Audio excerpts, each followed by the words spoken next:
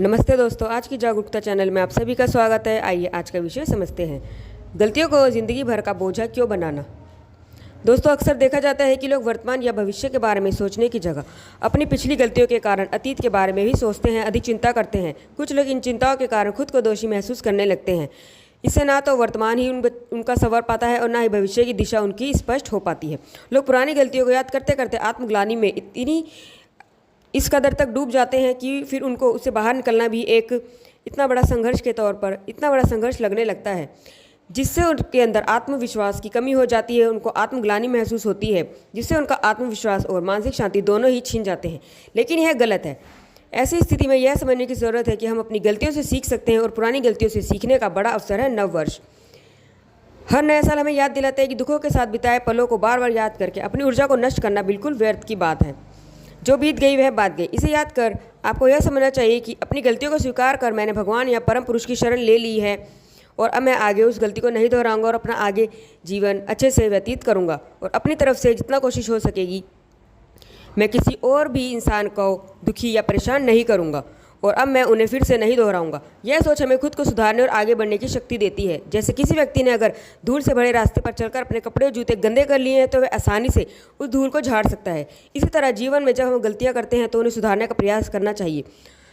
पूरी तरीके से तुम गलतियां ठीक नहीं कर सकते, लेकिन जितना हो सकता है हम अपनी गलतियों को सुधार जरूर कर सकते हैं और बिल्कुल कर सकते हैं। ऐसा संभव है तो उन्हें सुधारने का प्रयास जरूर कीजिए। हमें उन गलतियों को जीवन भर का बोझा नहीं बनाना चाहिए। इससे हमारा जीवन रुक जाएगा और जीवन एकदम बोझ के जैसा लगने लगेगा। अपने अमूल्य समय और ऊर्जा को बर्बाद नहीं करना चाहिए।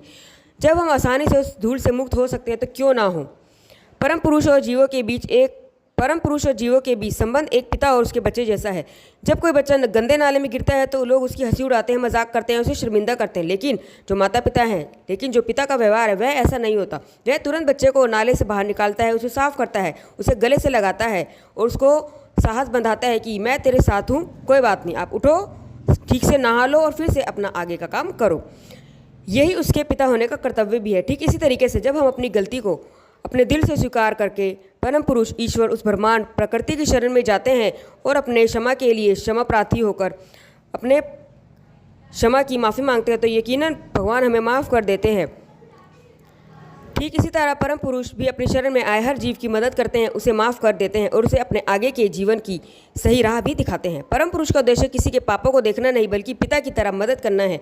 इसलिए मनुष्य को परम पुरुष की शरण में जरूर आना चाहिए। जो व्यक्ति अतीत, वर्तमान और भविष्य के बारे में कोई चिंता किए बिना बस यह कहता है कि हे परम पुरुष, मैं आपकी शरण में आया हूँ, उसे परम पुरुष अपनी गोद में ले लेगा। जीव एक ऐसा अस्तित्व है जो बंधनों से बंधा हुआ है, जबकि परम पुरुष वह अस्तित्व है जो हर बंधन से मुक्त है। यही जीव और परम पुरुष के बीच मूलभूत अंतर भी है। इसलिए परम पुरुष किसी भी व्यक्ति को किसी भी बंधन से मुक्त कर सकता है। वह व्यक्ति पर अवतार लेता है ताकि मानवता को उसके बंधनों से मुक्त कर सके। इसलिए हमें अपने अतीत और गलतियों पर घबराकर समय बर्बाद नहीं करना चाहिए। हमें अपने जीवन में अच्छाई की ओर बढ़ना चाहिए, क्योंकि परम पुरुष के मार्गदर्शन में हम कभी गलत नहीं हो सकते। परम पुरुष हमेशा अपने शरणागत भक्तों की जो भी उनके शरण में आते हैं उन लोगों की रक्षा करते हैं और उन्हें हर बुराई से मुक्त करते हैं और जीवन की सही दिशा भी दिखाते हैं। ओके, धन्यवाद। नमस्ते दोस्तों।